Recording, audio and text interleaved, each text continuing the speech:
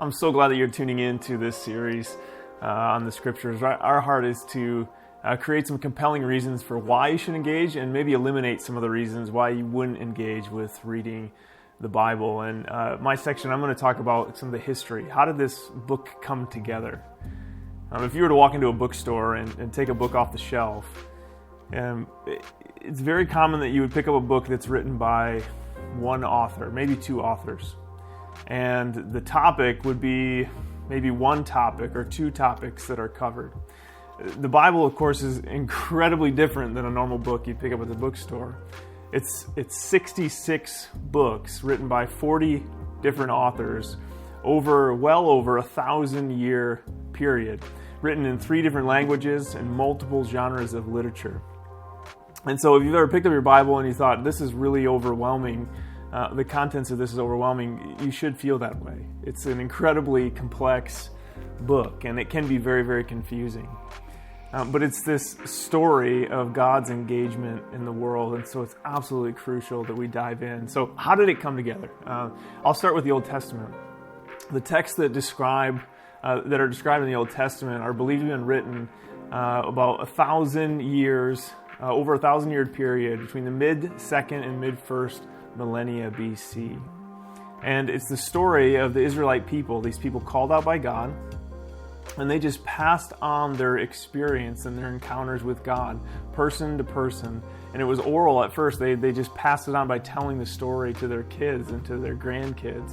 And eventually that was compiled and written down for us. And for comparison, I'll often ask somebody who's exploring how did the Bible come together, do you believe in a world event like World War I?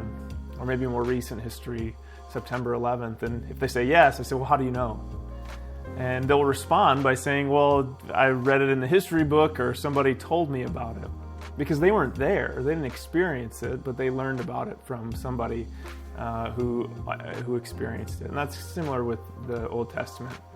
It's God's people, the Israelites, passing on the story, and eventually it was compiled and put into something around 500 BC, what we have now. And the same is true of the New Testament. It's very similar. It's the story of Jesus and the early disciples and their reflections on his life and ministry. And what we have in our hands today wasn't organized until this 3rd century AD. Everything that you have in the New Testament was operating as an authoritative text hundreds of years before it came in this form, neatly arranged in one book like what we have today. They were simply letters and teachings of the apostles, and they were circulated around the early churches, and these letters were inspired and used for teaching and instruction. And at some point, again around the 3rd century AD, the church fathers realized that it would be very helpful to have these authoritative letters put into one place. And so these early church fathers, they were not creating an authoritative book. They were recognizing something that was already authoritative for early believers and then the early church. And so that's just a quick drive-by of kind of how the Old Testament was compiled, where it came from, and same thing with the New Testament. But what I want to do more than anything is offer resources. I love resources for further engagement. And so this book by John Sailhamer, How We Got the Bible, is an excellent read.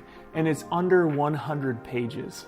And so if you're a reader, I'd recommend pick this up, John H. Sailhamer, How We Got the Bible. It walks through the history of the biblical text, Hebrew and Greek, and then it talks about versions of the Bible.